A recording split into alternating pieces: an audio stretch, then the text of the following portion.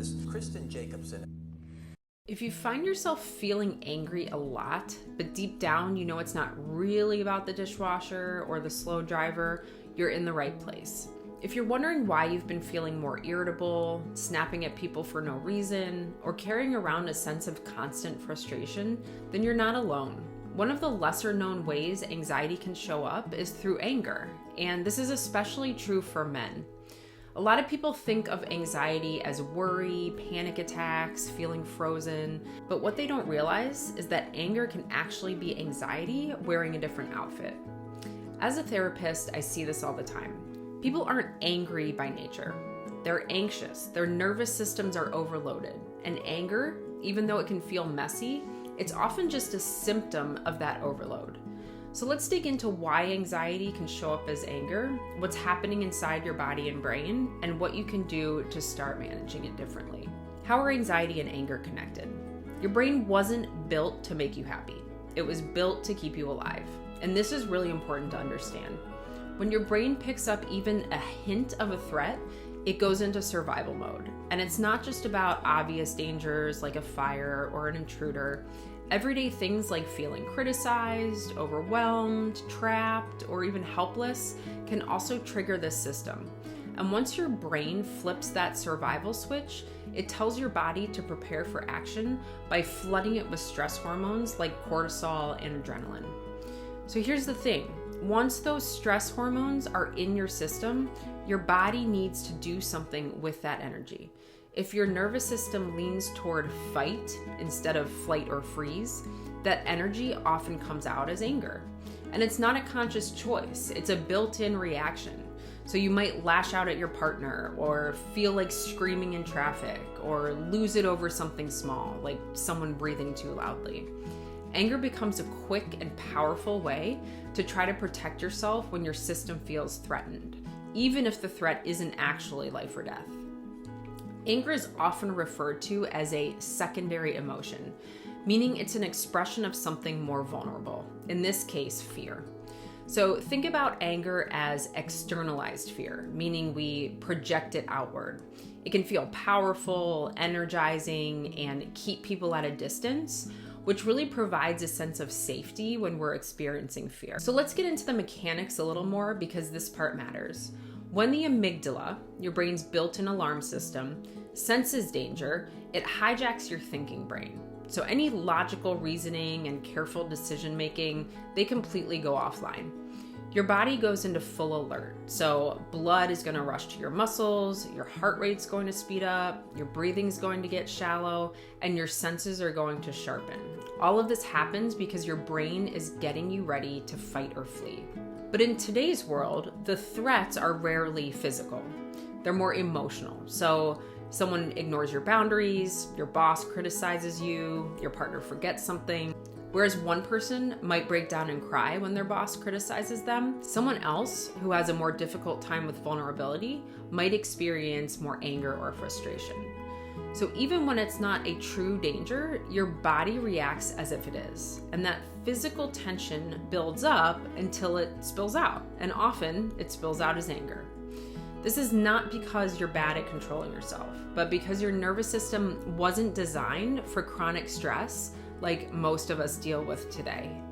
It was designed for these quick, short bursts of danger, not the slow burn of daily life stress. So now let's bring childhood trauma into the mix.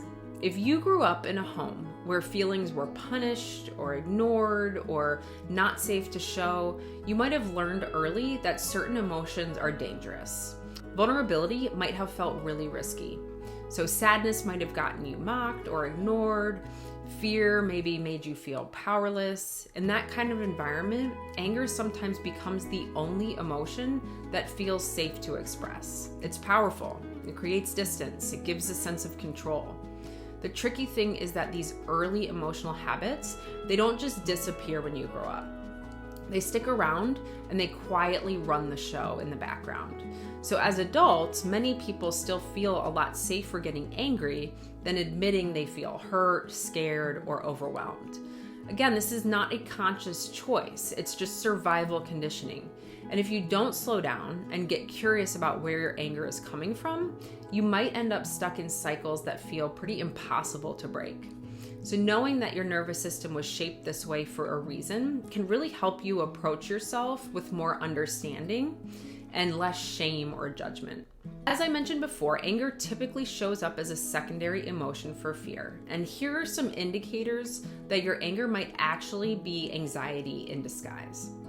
One is that the anger feels sudden and overwhelming. So it's like you go from 0 to 60 with no warning.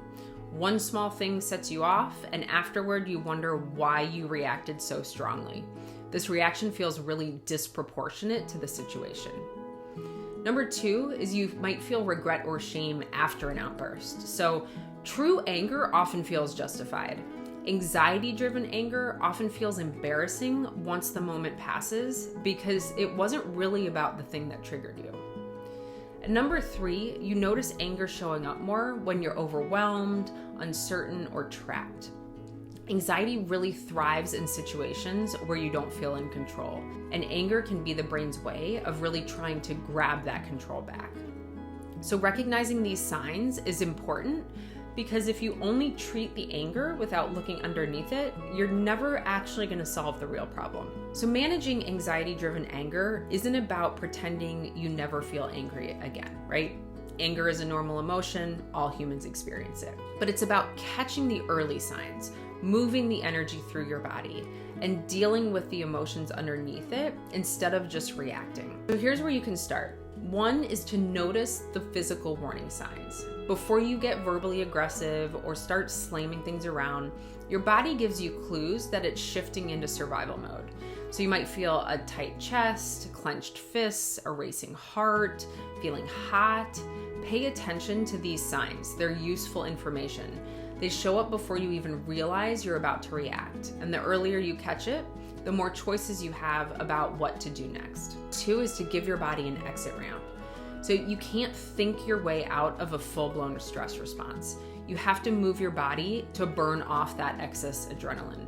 So get up and walk briskly, or shake out your hands and arms. You can splash cold water on your face, or do some slow, deep breathing where your exhale is longer than your inhale. Even a few minutes of this can help stop the spiral before it gets worse. Number 3 is to identify the real emotion underneath. So anger is almost never a standalone emotion. It's usually covering something softer and scarier, whether that's a fear of being hurt, shame about not being enough, sadness about feeling alone. Slow down and ask yourself, what's actually going on here? What's making me feel unsafe or overwhelmed right now? Naming it can really give you some power over it. Number 4 is to respond to yourself with compassion, not shame. You're not weak because you react. You're human.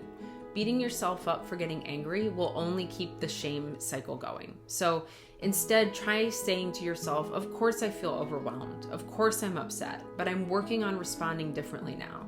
That shift in self-talk can be really huge when it comes to retraining your nervous system. Number 5 is practice before you need it. So waiting until you're in the middle of a blow up to practice calming down is sort of like waiting until you're drowning to learn to swim. Practice these skills when you're only mildly annoyed. So practice when you're frustrated but not completely furious. The more you practice when the stakes are lower, the easier it will be when the stakes are high. So just remember, your anger is actually trying to protect you. If you leave here with one idea, let it be this: your anger isn't random, and it isn't something to be ashamed of. It's your nervous system trying to protect you the only way it knows how. It might not be the most helpful way in our modern world, but it makes perfect sense based on your wiring and your history. Understanding this doesn't mean you get a free pass to rage at people. It just means you have a responsibility and an opportunity to learn new ways to deal with the feelings underneath it. And awareness gives you choices, and those choices give you a lot of freedom. So the more you learn to work with your nervous system instead of against it, the less power that anxiety-driven anger will have over your life. And if you're ready to go deeper into how emotional patterns like this get wired and how to start unwinding them for good, then keep an eye out. My first book is coming soon, and it's packed with practical tools to help you understand and change those patterns that have been quietly running your life for so long. Stick around, there's a lot more to come.